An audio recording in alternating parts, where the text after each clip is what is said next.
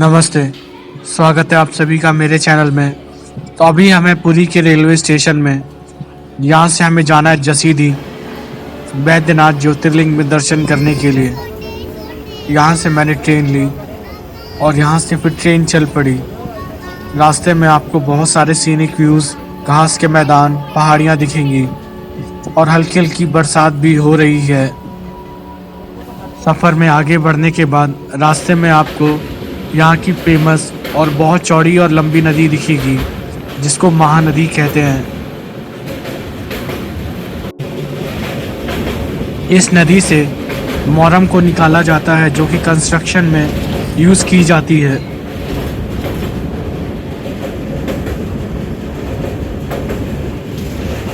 मैंने महानदी को अभी तक अपने स्कूल टाइम में ज्योग्राफी की किताबों में पढ़ा था और टीवी में देखा था, लेकिन आज लाइव देख रहा हूँ।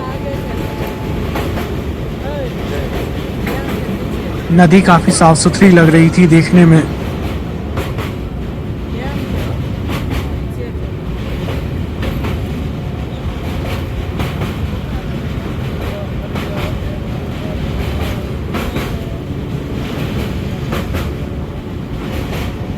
सफ़र में कुछ और आगे बढ़ने के बाद आपको घास का विशाल मैदान और पर्वत श्रृंखलाएं दिखेंगी जो कि देखने में बहुत ही अच्छी लगती है। यहाँ की मिट्टी लाल कलर की है।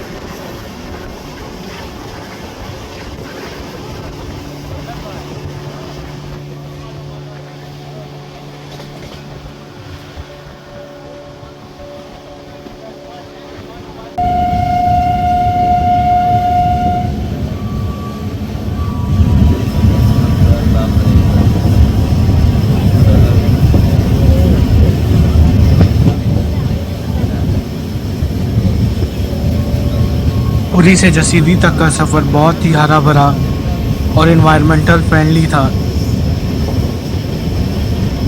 दिन का सफ़र आपको बोरिंग कतई नहीं लगेगा क्योंकि दिन में आपको कई सारे खूबसूरत सीनिक व्यूज़ रास्ते में देखने को मिल जाएंगे, जैसा कि आप देख सकते हैं।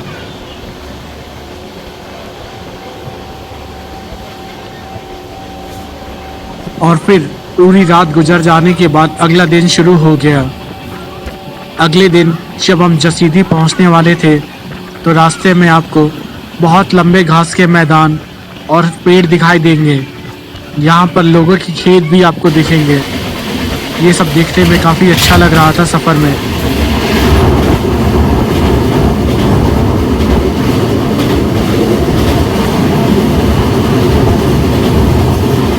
और इतने लंबे सफ़र के बाद हम पहुँच गए जसीडीह जंक्शन।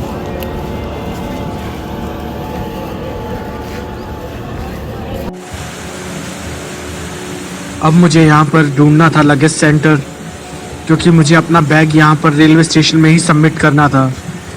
इतना लंबा ट्रैवल करने के बाद एक चीज़ मैंने देख ली कि बैग लेकर ट्रैवल करना बेवकूफ़ी है। स्टेशन में ही आपको लगेज सेंटर मिल जाएगा जहाँ पर आप 20 रुपये देकर अपना बैग जमा करा सकते हैं और वो आपको रसीद देंगे। और फिर जसीडीह जंक्शन में अपना बैग जमा कराने के बाद मैंने अपने एक जोड़ी कपड़े निकाल लिए थे, क्योंकि अब मुझे जाना था बैद्यनाथ ज्योतिर्लिंग की ओर।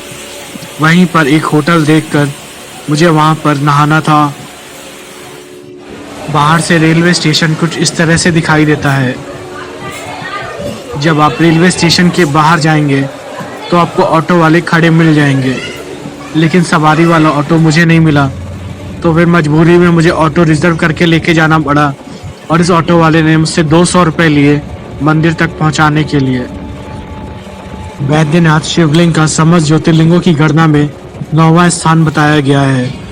भगवान श्री बैद्यनाथ ज्योतिर्लिंग का मंदिर जिस स्थान पर स्थित है उसे बैद्यनाथ धाम कहा जाता है। यह स्थान झारखंड प्रांत, पूर्व में बिहार प्रांत के संथाल परगना के दुमका नामक जनपद में पड़ता है।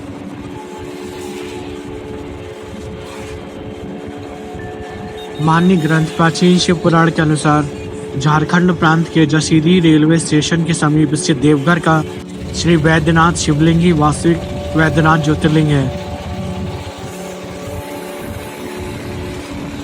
ऑटो वाला जहां आपको उतारेगा वहां से आपको 200 से 300 मीटर अंदर जाना पड़ेगा आपको दोनों तरफ प्रसाद की दुकानें मिल जाएंगी।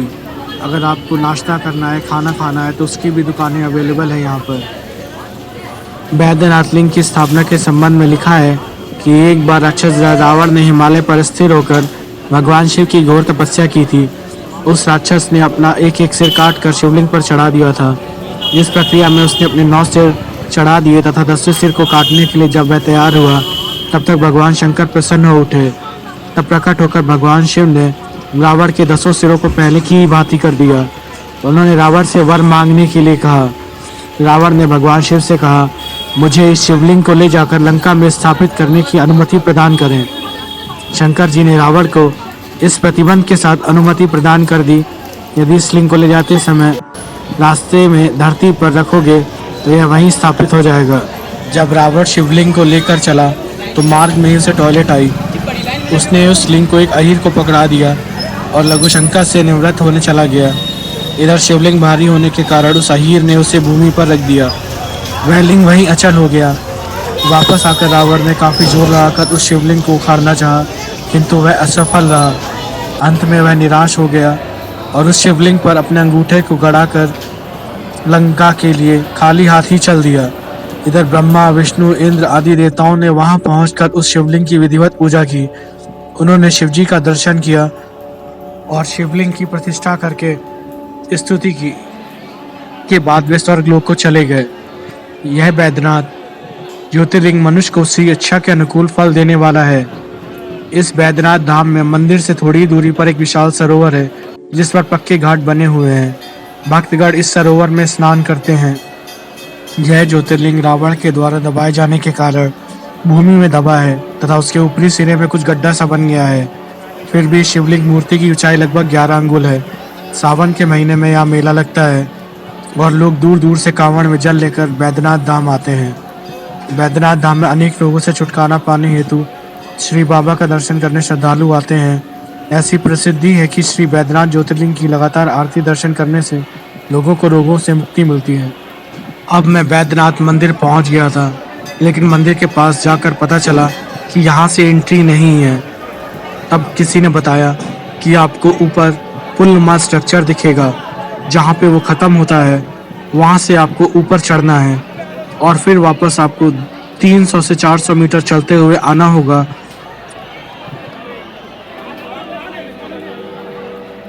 मंदिर के चारों तरफ भक्तगणों की काफ़ी ज़्यादा भीड़ थी।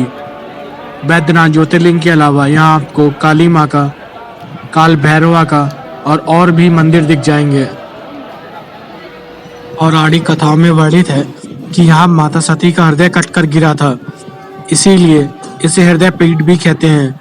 मान्यता है कि बाबा भोले के भक्त जब सावन में बाबा बैजनाथ मंदिर में कांवर लेकर आते हैं तो उन्हें शिव और शक्ति दोनों का आशीर्वाद मिलता है। इसलिए द्वादश ज्योतिर्लिंग बाबा बैजनाथ के मंदिर को शक्तिपीठ भी कहा जाता है। और फिर मैं पहुंचा उस जगह पर जहां से मुझे जाना था मंदिर तक, और वहां पर मुझे दर्शन करने थे बैद्यनाथ ज्योतिर्लिंग के।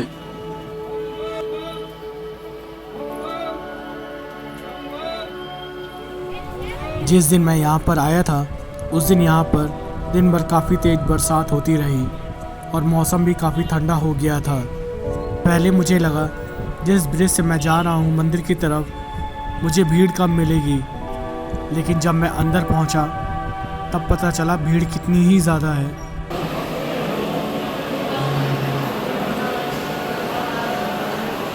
यहाँ के पुजारी बताते हैं कि यहाँ पहले शक्ति स्थापित हुई थी, उसके बाद शिवलिंग की स्थापना हुई।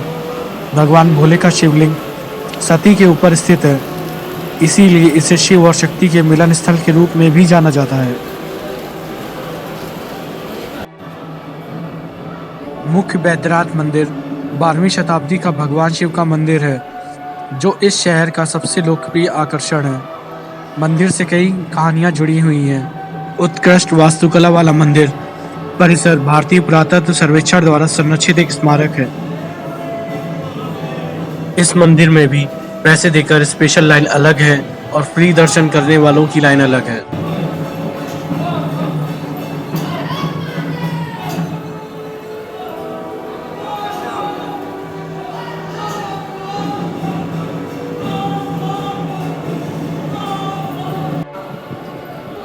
जब आप मंदिर की ओर जाएंगे तब यहाँ पे लोग भोले बाबा के जयकारे लगाते हुए आगे बढ़ रहे होंगे। यहाँ पर काफ़ी भक्तिनुमा माहौल था। यहाँ पर लेडीज़ और जेंट्स की लाइन एक साथ ही थी।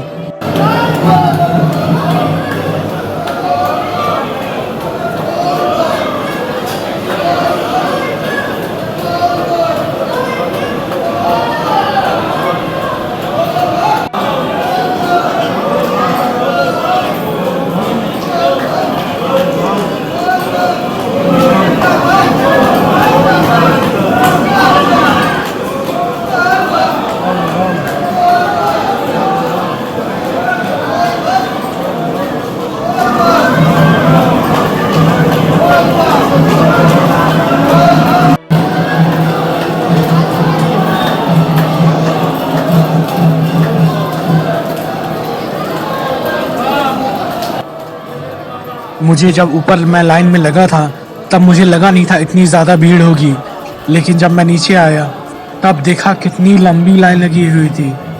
मुझे मंदिर तक पहुंचने में 2.5 घंटे से भी ज़्यादा का वक्त लग गया।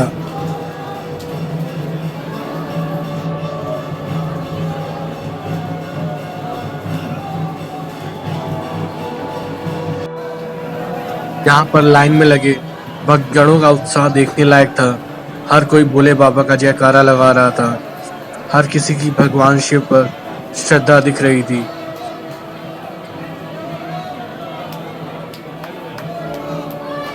लाइन बहुत धीरे धीरे आगे बढ़ रही थी।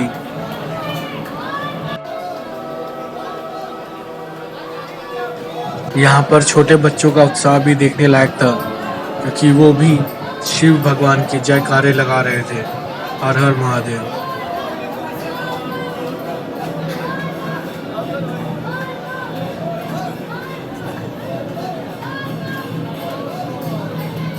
शिव ब्रह्म रूप होने के कारण निराकार हैं। उनका ना कोई स्वरूप है, ना ही आकार है। वह निराकार है। आदि और अंत ना होने से लिंग को शिव का निराकार रूप माना जाता है, जबकि उनके साकार रूप में उन्हें भगवान शंकर मानकर पूजा जाता है। केवल शिव ही निराकार लिंग के रूप में पूजे जाते हैं। लिंग रूप में समस्त ब्रह्मांड का पूजन हो जाता है, क्योंकि वही समस्त जगत के मूल कारण माने गए हैं। इसलिए शिव मूर्ति और लिंग दोनों रूपों में पूजे जाते हैं। यह संपूर्ण सृष्टि बिंदुनाद स्वरूप है। बिंदु एवं नाद अर्थात ध्वनि, यही दो संपूर्ण ब्रह्मांड का आधार है। शिव का अर्थ है परम कल्याणकारी और लिंग का अर्थ है सृजन। शिव के वास्तविक स्वरूप में अवगत होकर जागृत शिवलिंग का अर्थ होता है प्रमाण। वेदों और वेदांत में लिंग शब्द सूक्ष्म शरीर के लिए आता है। यह सूक्ष्म शरीर 17 तत्वों से बना होता है। मन, बुद्धि, 5 ज्ञानेंद्रियां, 5 कर्मेंद्रियां और 5 वायु। वायु पुराण के अनुसार प्रलय काल में समस्त सृष्टि जिसमें लीन हो जाती है और पुनः सृष्टि काल में जिसमें प्रकट होती है उसे लिंग कहते हैं। इस प्रकार विश्व की संपूर्ण ऊर्जा लिंग का प्रतीक है। पौराणिक दृष्टि से लिंग के मूल में ब्रह्मा, मध्य में विष्णु, ऊपर प्रणवाक्य महादेव स्थित हैं। केवल लिंग की पूजा करने मात्र से समस्त देवी देवताओं की पूजा हो जाती है। और अब हम पहुंचने वाले थे मंदिर के अंदर। यहाँ शिवलिंग के चारों ओर लोग घुसे हुए थे कि शिवलिंग नजर ही नहीं आ रहा था। फिर मोबाइल एक तरफ रखकर जो लोग पहले से ही शिवलिंग को पकड़ के बैठे थे उनको हटाया। फिर दर्शन करके आशीर्वाद लेकर मैं आ गया मंदिर के बाहर। मंदिर के चारों ओर आपको कुछ इस तरह से चहल पहल दिखेगी। जब आप मंदिर में अंदर प्रवेश करने वाले होंगे तो एक पंडित चिल्लाएगा पैसे निकाल लो, और दूसरा कहेगा दक्षिणा दो दक्षिणा दो। वो नोट की गड्डी बना रहा था। जैसे ही एक नोट की मोटी गड्डी बन जा रही थी तो उसे एक साइड रखकर दूसरी नोट की गड्डी बनाने लग जाता था। लोगों से ज़बरदस्ती पैसा मांगना हमेशा गलत है। और बैद्यनाथ ज्योतिर्लिंग के दर्शन कर आशीर्वाद लेकर अब मुझे वापस आना था लखनऊ के लिए। वैसे पहले मुझे बनारस जाकर काशी विश्वनाथ के दर्शन करने थे, लेकिन अब मैं सोच रहा हूँ बहुत ज़्यादा ही थक गया हूँ, इसलिए अब वापस मैं पहले लखनऊ की तरफ जाऊँगा। अब काशी विश्वनाथ बाद में जाऊँगा। 25 दिन के अपने लंबे सफ़र में मैंने सारे ज्योतिर्लिंग चारों धाम, मुंबई, तिरुपति तिरुमाला, मीनाक्षी अम्मा मंदिर के दर्शन किए। और जब मैं जसीडीह रेलवे स्टेशन पहुंचा तब मुझे कानपुर सेंट्रल रेलवे स्टेशन तक की ट्रेन लगी हुई मिल गई थी। वापसी में भी बैटरी रिक्शा वाले ने स्टेशन तक पहुंचाने के लिए 200 रुपये लिए। स्टेशन पहुंचकर मैंने अपना लगेज लिया और फिर वहां पर पहुंचकर बहुत तेज भूख लगी थी तो नूडल्स ले लिया। अगर आपको वीडियो पसंद आया तो लाइक करें, सब्सक्राइब करें और शेयर करें। हर हर महादेव।